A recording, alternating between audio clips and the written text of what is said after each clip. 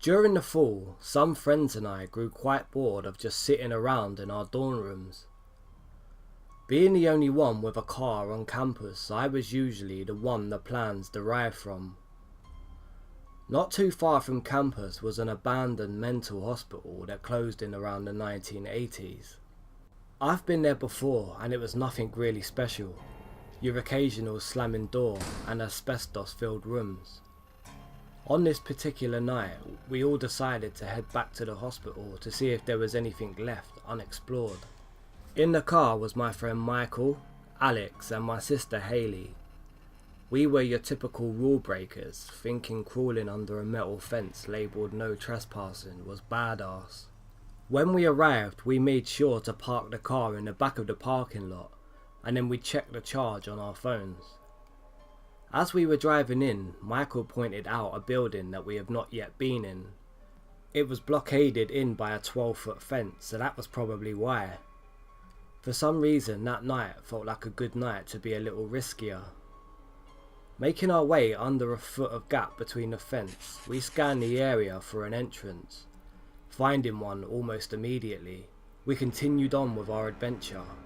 This building was just like the rest, low hanging ceilings, damp rotting paperwork all over the ground.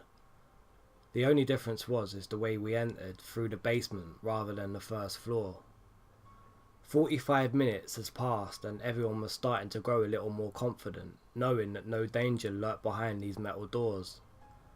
Coming up was the final floor. There was a small hallway with a door, which seemed to be slightly cracked open. We made our way to this enormous door and pushed it open, propping it with a chair. Michael was the first to ascend up the stairs, and then the rest of us following closely behind him. There was about 10 stairs, then a platform, a turn, and then there was 10 more stairs. But in the middle of the second set of stairs there was a statue. This statue was very out of place and it was unsettling to look at. It stood about 4 feet tall and held its hands in a praying manner. It was something that should not have been in the attic of a mental hospital. We all shuffled by the silent statue, careful not to disturb it because there was an undertone of fear within us all. Reaching the top of the stairs was when the thought of leaving was agreed. There before us was 50 to 60 religious statues, all standing about 3 to 4 feet tall, and in some way looking directly at us. Michael, being the bravest one of us all, was the first to take a step in this uncharted territory, as far as we knew. As our iPhone's flashlight followed his path, we noticed where he was heading. In the far left corner of the attic was a couch. On this couch were blankets and clothes and a bottle of water. Around the couch on the floor were beer bottles and food wrappers, and something that definitely should not have been there: children's clothes. Spotting a newspaper, Michael picked it up and read the date out loud. November the 23rd, 2015. Silence was among us. We all made adjustments to the stairs to head out of this place, for the date was December the 2nd, 2015. Making our way once again past the praying man on the stairs, we headed for the propped open door. As we were about to leave, we were stopped in our tracks. This sound was coming from above us. At first I could not make it out, but then we quickly noticed that it was a sound of someone walking. This person did not seem to be walking but stomping with every stride. The sounds grew closer and closer and stopped as soon as it hit the top of the second set of stairs.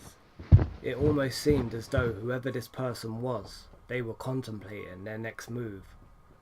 We didn't give him that time and booked it all the way to the basement and out of the building. From the time I was in the attic, I didn't notice anywhere that could be a place to hide. For most of the part, everything was pretty visible and in the open. The creepiest part to me is that we were in the attic for 10 minutes. It makes you think that maybe the crazies are closer than we think. Strange, crazy, creepy man in the attic, let's not meet.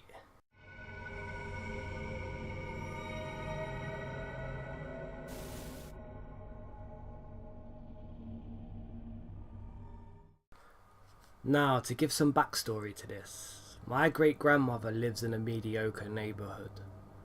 On one side of our house there's a city car park, and on the other there's trailers and run-down abandoned buildings. Now I mow and de-weed her grass, and she pays me fairly well to do so. Being only 14 at the time of the incident, this was a really nice job for me. Anyway, one night it was taking a bit longer than usual, and I was out de-weeding a patch I had missed behind the house. I'm usually on edge when I'm around the house at night, but this time my fears came true. Two fully grown men walked right out of one of the abandoned buildings and head straight for me. They usually sit in the abandoned garden and just watch me. I'm going to assume they thought I was younger than what I was, because one of them finally said to me, "Hey kid, do you want some candy?" I was a bit shocked. My tongue tasted a bit like metal. It usually does when I get scared. And we kinda just stood there for maybe 3 seconds at most. It felt like forever. Another thing I feel I need to point out here is that I was a mouthy kid, and I mouthed off to anybody. So the perfect line came into my head, and well, I was armed with a weed eater and they seemingly had nothing. So I swung my weed eater around and revved it and asked, "Hey dipwad, wanna suck my weed eater?" And wouldn't you know it, the creeps just giggled, and then one said, "No, but I would like to suck something else of yours." So I stepped towards them and thrust my weed eater right into one of their faces. Yeah, I was pretty weak. I'm still very skinny and not muscular at all. But I had a weed eater at full rev. I mean, there's no way in hell that this guy got away without a few cuts over his face. I must have done something right, because the one I just did this to actually toppled backwards and tried frantically to scramble away. I was too timid to chase them, but I didn't really need to because they both got away into the abandoned house. A few seconds later, I saw the two men on bicycles just zipping it down the road. I guess I was still adrenaline rushed because I couldn't help myself as I shouted, "Hey, where's my fucking candy at?" One of the men looked back for a split second, which I think made him hit the curb. He came flying off his bike, and I mean flying, like he was airborne before his hard landing into the ground. Needless to say, the patch didn't get de-weeded, but I did go inside and tell my great-grandmother, and I made sure that I got it extra good next time, and also to be done before dark. So, creepy dudes behind my great-grandmother's house, I'd like to issue a challenge. Let's meet again, except this time, now that I own guns, I feel like it might play out a little differently. So, what do you say? Are you up for round 2?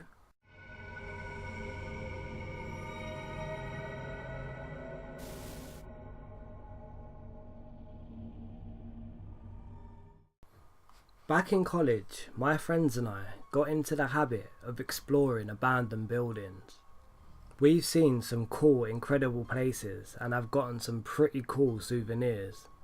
I don't really condone taking stuff from some buildings, but if it's about to be torn down and contractors have taken out everything they deem to be worth something, then I'll gladly take that depression glass they left behind.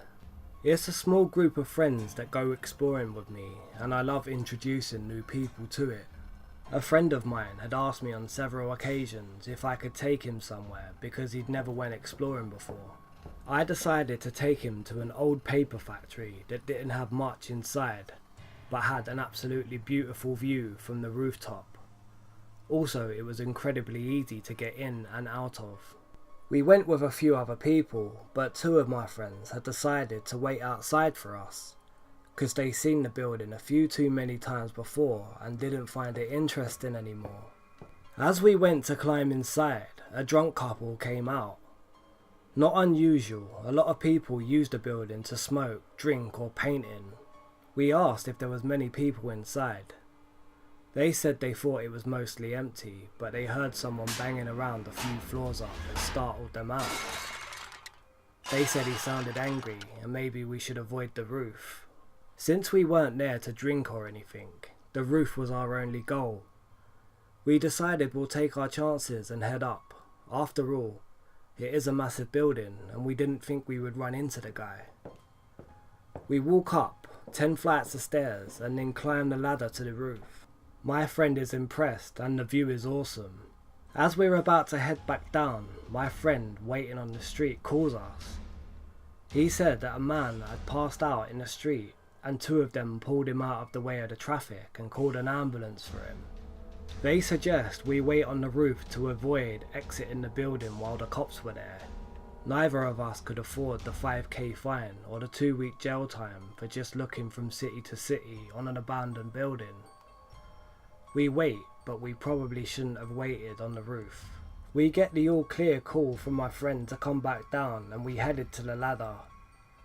My friend goes first and then our flashlight dies. The ladder is tricky to get onto when you can't see it and it's missing some rungs, so I came down very slowly in the dark, afraid of hurting myself. I hop down and then my friend tells me very quietly that he hears someone in the room next to us. I shrug it off. We already know there are people in the building. Then the screaming starts. At first it almost sounds like one of my friends who is waiting outside yelling my name. I hesitate at the top of the stairs just outside the door of the room that the screaming is coming from, trying to decide if it's him playing some sort of prank on me. The guy I came into the building with grabs my wrist and we start running down the stairs. At this point it's obvious it's not my friend and it is just guttural intense screaming. We start running down the stairs and then we hear really loud banging to go with the screaming. It sounds like this guy has a very heavy object and he is swinging it from wall to wall and on exposed pipes. There is only 1 flight of stairs because every other way down is out of order. So we are trapped in the stairwell and it's 10 flights till we hit the ground floor and have to book it to the opposite side of the factory and back out the hole we climbed through. Besides screaming and swinging that heavy object, we hear him barreling it down the stairs behind us, but he is at least 1 floor behind us. Whatever he is using to hit the walls and pipes with is clearly enough to do some damage to our skulls, because a bit of brick chipped off the wall and followed us down the steps, and that's when my friend grabbed my wrist again, throws me to the nearest door. We've only made it down 3 floors, and at the beginning of each flight of stairs there's a door that opens onto the entire level. In other words, it is painfully obvious where we've gone. After flying into this room, we noticed that it had been gutted like every other floor, but more of the windows are boarded up, so it's very dark. All that's in the room behind us are some pillars. We get behind one of the pillars and huddle together. This guy stops outside the doorway to the room we're in, still screaming. It's terrifying. Then he starts swinging his weapon around and slamming it into the door frame. We're sure he is going to come in, but the only way out is the doorway that he is currently standing in. Neither of us ever look round the pillar to see the guy, and we had no idea what his weapon is. Nearly 4 minutes pass and he hasn't stopped screaming.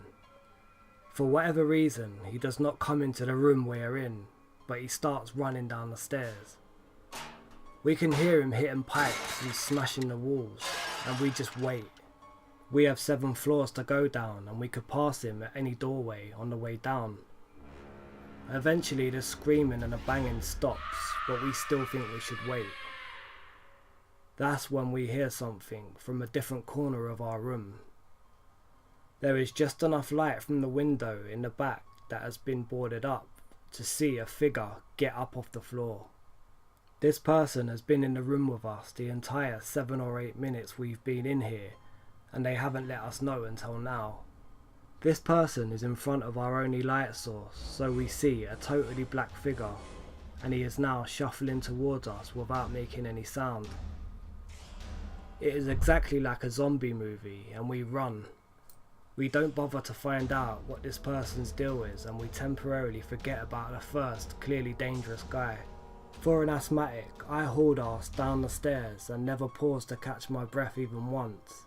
As we are reaching the bottom of the stairwell, the screaming starts again. It's coming from the room next to us, but we don't stop running.